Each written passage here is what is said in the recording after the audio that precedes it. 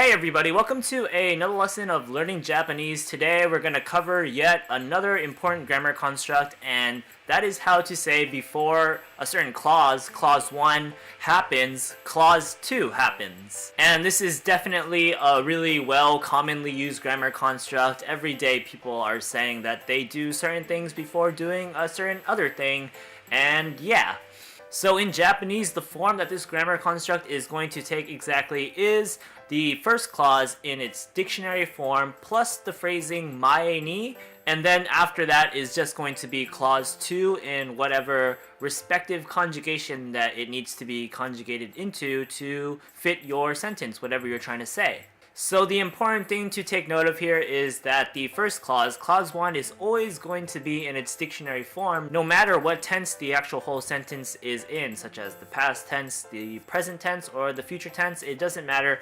Clause 1 is going to be in its dictionary form in every single scenario, and the reason behind that is because it conforms to the conjugation of the second clause. So like I just said, the second clause itself will be conjugated into whatever respective conjugation that it needs to be to fit your sentence, whatever you're trying to say. And so if it's going to be in the past tense or it's going to be in the future tense, then the clause 1 in its dictionary form will just conform to that basically. The whole sentence will be in the past tense if you make the second clause the past tense, and it'll be in the present or the future tense if you make the second clause in the present or future tense respectively. So that might be a little hard to interpret right away. Let's just compare that to how it differs to the English language. If we're talking in the past tense and we say we did something before doing something else, you could say something like I took out the trash before I cleaned the dishes. Both of those clauses are in the past tense. Took and cleaned are past tense conjugations of their respective verbs,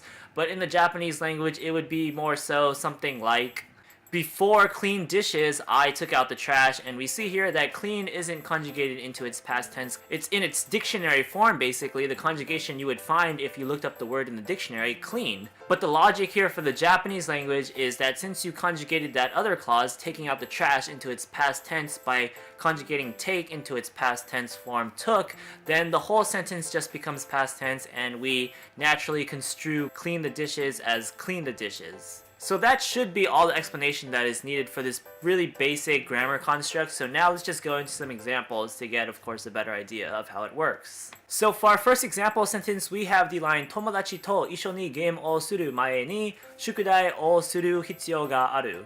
And this pretty lengthy sentence, altogether it means before I play games with my friends, I need to do my homework. Let's break the sentence down bit by bit. First up, we have Tomodachi to isho ni. We've used this actual literal phrasing a number of times already in previous examples. It means together with my friends. First up, we have Tomodachi, that's friends. To is the particle that pretty much means with here. Isho ni just means together, basically. After that, we have the noun geimu, which means game.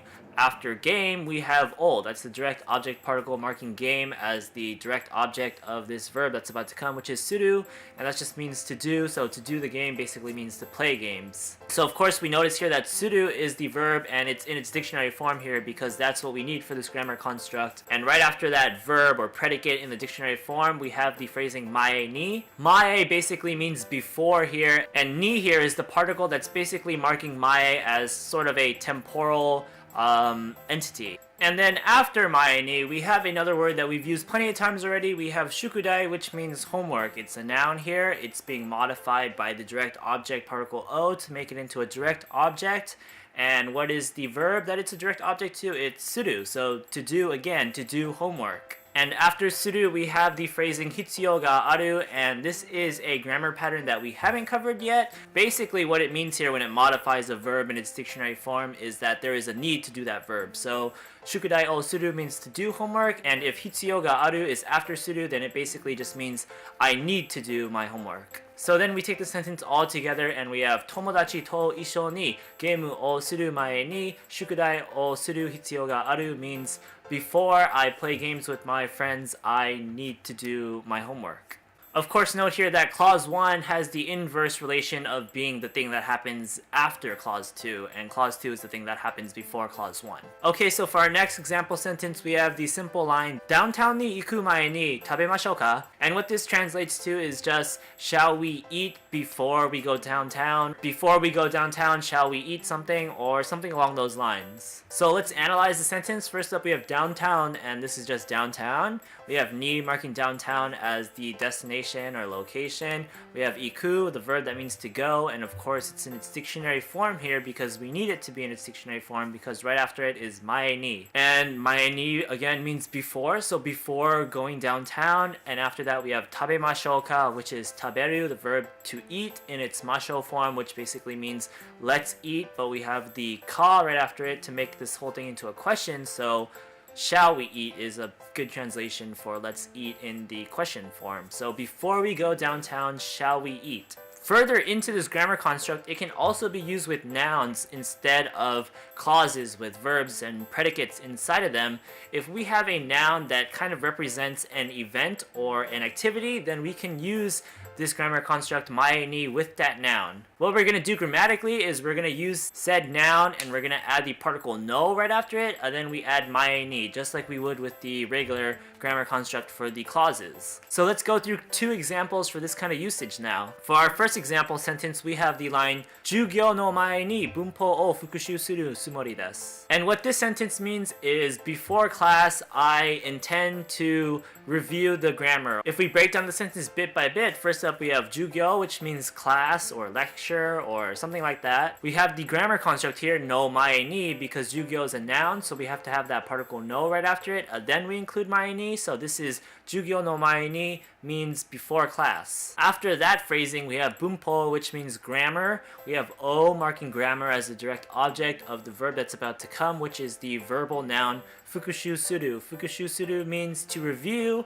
Suru is just the verb to do. It's making this into a verbal noun. And suru here is in its dictionary form because we are using another grammar construct here, which is the dictionary form of a verb plus the phrasing tsumori, which means intend to do that verb. So suru tsumori desu here is intend to do, and what do we intend to do? Well, the verbal noun is fukushuu, so, and the desu of course is just there to end the sentence because we need that there when we're using the tsumori grammar construct. So all together, Jyugyou no mae ni bunpou o fukushuu suru tsumori desu means before class, I intend to review the grammar. Let's use another noun with this grammar construct. We have kaigi no mae ni happyou o renshuu shimashita. And what this sentence means is before the meeting or before the conference, I reviewed my presentation. Here in the beginning of the sentence, it's pretty much identical to the previous example. We have kaigi no mae ni. We're simply replacing the noun that we're using, and kaigi here means meeting or conference. So kaigi no mae ni means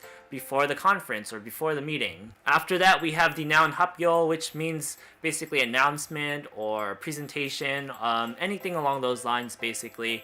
We have the o particle marking it as the direct object of renshuu, and renshuu of course is a verbal noun, so we need suru after it, but here suru is in its past polite form shimashita, so happyou o renshuu shimashita. Then we add that to the first part of the sentence, and we have kaigi no mae ni happyou o renshuu shimashita is before the meeting or before the conference, I reviewed my presentation. And so yeah, that is how we use the mae ni to make sentences to mean before doing something else did this, or before a certain noun did this. And yeah, it's pretty simple and it's very common language, so it's definitely a good thing to know.